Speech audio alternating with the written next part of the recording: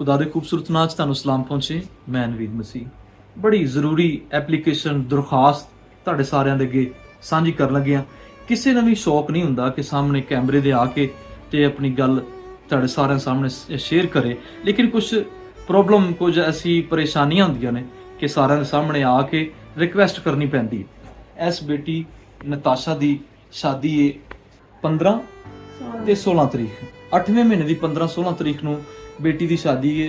Request ਸਾਰਿਆਂ ਦੇ ਅੱਗੇ ਕਰ ਰਹੇ ਨੇ ਕਿ ਸਾਡੀ ਇਸ ਬੇਟੀ ਨੂੰ ਵਿਆਹ 'ਚ ਸਾਡੀ ਮਦਦ ਕੀਤੀ ਜਾ। ਦੇਰ ਪਾਲਤੇ ਹੋਏ ਨੇ ਤੇ ਕੋਲ ਪੈਸੇ ਕੋਈ ਨਹੀਂ, ਕੋਈ ਵੀ ਕੰਮ ਹੈ, ਕੋਈ ਗਰੀਬ ਹੈ ਜਾਂ ਅਮੀਰ ਹੈ, ਆਪਣੀ ਬੇਟੀਆਂ ਨੂੰ ਅਸੀਂ ਉਹਨਾਂ ਦੇ ਘਰ ਘੱਲਣੇ। ਇਹਨਾਂ ਦੇ ਕੋਲ ਪੁੱਛਾਂਗੇ ਕਿ ਇਹਨਾਂ ਨੇ ਕਿਉਂ ਐਡੀ ਐਮਰਜੈਂਸੀ ਦਿਨ ਪਾਏ, ਕੀ ਮੁਸ਼ਕਲ ਆ ਗਈ, ਕਿੰਨੀ ਦੇਰ ਤੋਂ ਇਹਨਾਂ ਨੂੰ ਸੋਚ ਰਹੇ ਸਨ ਕਿ ਅਸੀਂ ਆਪਣੀ ਬੇਟੀ ਨੂੰ ਵਿਆਹ ਦਈਏ।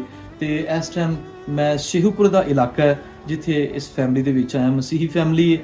ਤੇ ਇਹ ਬੇਟੀ ਸਾਡੀ ਨਤਾਸ਼ਾ ਹੈ ਜਿੰਦੀ ਸ਼ਾਦੀ ਐਸੇ ਮਹੀਨੇ ਦੀ 15 ਤੇ 16 ਤਰੀਕ ਨੂੰ, 8ਵੇਂ ਮਹੀਨੇ ਦੀ 15-16 ਤਰੀਕ। ਟੀਆਂ ਨੂੰ ਚੀਜ਼ਾਂ ਕੁਛ ਨਾ ਕੁਛ ਘਰ 'ਚ ਦਰਕਾਰ ਹੁੰਦੀਆਂ ਨੇ, ਜਿਵੇਂ ਬਰਤਨ ਯੂਜ਼ ਕਰਨੇ ਨੇ ਜਾਂ ਕੋਈ ਮੰਜੀ ਬਿਸਤਰੇ ਯੂਜ਼ ਕਰਨੇ ਨੇ, ਇਹ ਲਾਜ਼ਮੀ ਹੋਣੇ ਚਾਹੀਦੇ ਨੇ।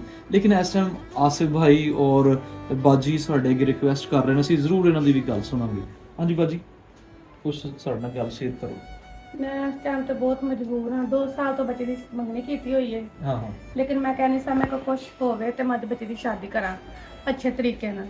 ਲੇਕਿਨ ਮੇਰੇ ਹਾਲਾਤ ਥੱਲੇ ਜਾਂਦੇ ਨੇ ਤਾਂ ਨਹੀਂ ਆਉਂਦੇ ਕਿ ਮੈਂ ਤੁਹਾਡੇ ਭੈਣਾਂ ਭਰਾਵਾਂ ਅੱਗੇ ਰਿਕੁਐਸਟ ਕਰਨੀ ਆ ਕਿ ਮੇਰੀ ਮਦਦ ਕੀਤੀ ਜਾਏ ਕਿ ਮੈਂ ਇੱਜ਼ਤ ਦੇ ਨਾਲ ਆਪਣੀ ਬੱਚੀ ਨੂੰ ਪੂਰੇ ਤੋਂ ਉਠਾ ਸਕਾਂ। ਅੱਛਾ ਆਸਿਫ ਭਾਈ, ਤੁਸੀਂ ਕੰਮ ਕੀ ਕਰਦੇ ਹੋ? ਮੈਂ ਸਰ ਮਿਸਤਰੀਆਂ ਕੋਲ ਜਾਣਾ। ਦਿਹਾੜੀਦਾਰ? ਹਾਂਜੀ। ਤੇ ਉਹ ਕੀ ਸਿਸਟਮ ਹੈ ਪੈਸੇ ਕਮਾਉਣ ਦਾ? ਉਹ ਸਾਹਿਬ ਜੀ ਦਿਹਾੜੀ ਮਿਲਦੀ ਸ਼ਾਮ ਨੂੰ 1200 ਰੁਪਏ, ਹਾਂ, ਹਾਂ। 1300 ਰੁਪਏ, ਇੱਧਰ 1300 ਚੱਲਦੀ ਹੈ। ਅੱਛਾ, ਇਹ ਬੇਟੀ ਦੇ ਕਿਵੇਂ ਦਿਨ ਨਜ਼ਦੀਕ ਆ ਰਹੇ ਨੇ, ਕੀ ਤੁਹਾਡੇ ਦਿਲ ਤੇ ਬੀਤ ਰਹੀ ਹੈ, ਕੀ ਸੋਚ ਰਹੇ ਹੋ, ਕਿਵੇਂ 8 ਦਿਨ ਤੁਹਾਡੇ ਕੋਲ ਰਹਿ ਗਏ ਨੇ? ਅਸੀਂ ਬੜਾ ਹੀ ਮਜਬੂਰ ਆ। ਅਸੀਂ ਸੋਚਦੇ ਰਹਿੰਦੇ ਹਾਂ, ਅਸੀਂ ਖੁਦਾ ਦੇ ਡੋਰੀਆਂ ਕੱਟੀਆਂ ਨੇ। ਖੁਦਾ ਦੇ ਉੱਤੇ ਡੋਰੀ ਸੁੱਟ ਦਿੱਤੀ ਕਿ ਜੋ ਬੱਚੀ ਨੂੰ ਉਹਨੇ ਖੁਦਾ ਕਰੇਗਾ ਸਾਡੇ ਨਾਲ। ਸਾਡੀ ਤੇ ਸਿਰਫ ਇਹ ਜੀ ਰਿਕੁਐਸਟ ਤੁਹਾਡੇ ਅੱਗੇ ਭਰਾਵਾਂ ਦੇ ਅੱਗੇ ਕਿ ਸਾਡੀ ਬੱਚੀ ਨੂੰ ਤਾਉਣ ਕੀਤਾ ਜਾਵੇ। ਬੱਚੀਆਂ ਦੇ ਹੱਥ ਤਾਂ ਕਹਿੰਦੇ ਨੇ ਕਿ ਵੀ ਖੁਦਾ ਆ ਜਾਂਦਾ। ਬਿਲਕੁਲ ਬਿਲਕੁਲ। ਤੇ ਮਿਹਰਬਾਨੀ ਕੀਤੀ ਜੇ ਰਿਕੁਐਸਟ ਹੈ ਸਰ ਤੁਹਾਡੇ ਅੱਗੇ ਇੱਕ ਬੱਚੀ ਨੂੰ ਤਾਉਣ ਕੀਤਾ ਜਾਵੇ।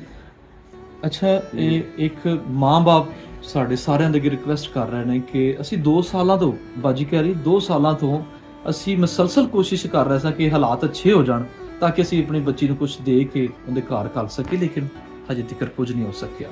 ਕੁਝ ਘਰਾਂ ਦੇ ਮੁਸ਼ਕਲਾਂ ਐਸੀਆਂ ਹੁੰਦੀਆਂ ਨੇ ਜਿਹੜੀਆਂ ਸਾਰਿਆਂ ਦੇ ਨਾਲ ਸ਼ੇਅਰ ਵੀ ਨਹੀਂ ਕੀਤੀਆਂ ਜਾਂਦੀਆਂ। ਤੇ ਅਸੀਂ ਜ਼ਰੂਰ ਹੱਥ ਜੋੜ ਕੇ ਬੇਨਤੀ ਕਰਾਂਗੇ, ਇਸ ਬੇਟੀ ਦੀ ਸ਼ਾਦੀ ਹੈ, 1 ਹਫ਼ਤਾ ਰਹਿ ਗਿਆ, 1 ਹਫ਼ਤੇ ਦੇ ਵਿੱਚ ਅਸੀਂ ਇਸ ਬੇਟੀ ਨੂੰ ਕੁਛ ਨਾ ਕੁਛ ਦੇ ਕੇ ਘਰੋਂ ਟੋਰਨਾ। ਭਾਜੀ ਜੀ ਕਹਿ ਰਹੇ ਨੇ ਕਿ ਬੇਟੀਆਂ ਦੀ ਸ਼ਾਦੀ 'ਚ ਆਪ ਖੁਦਾ ਖੁਦ ਮੁਦਾਖਲਤ ਕਰਦਾ, ਲੇਕਿਨ ਮੇਰਾ ਈਮਾਨ ਹੈ ਕਿ ਉਹ ਇਨਸਾਨਾਂ ਨੂੰ ਖੜਾ ਕਰਦਾ, ਉਹ ਤੁਹਾਡੇ ਨਾਲ ਗੱਲ ਕਰਦਾ। ਤਮਾਮ ਜਿੰਨੇ ਵੇਖਣ ਵਾਲੇ ਨੇ, ਮੁਹੱਈਰ ਹਜ਼ਰਾਤ ਨੇ, ਉਹ ਜ਼ਰੂਰ ਇਸ ਖਿਦਮਤ ਦੇ ਵਿੱਚ ਸਾਡਾ ਸਾਥ ਦੇਣਾ ਤਾਂ ਕਿ ਅਸੀਂ ਇਸ ਬੇਟੀ ਨੂੰ ਇਹਦੇ ਘਰ ਬਾਇਜ਼ਤ ਤਰੀਕੇ ਨਾਲ ਕਰ ਸਕੀਏ। ਬਹੁਤ ਸ਼ੁਕਰੀਆ।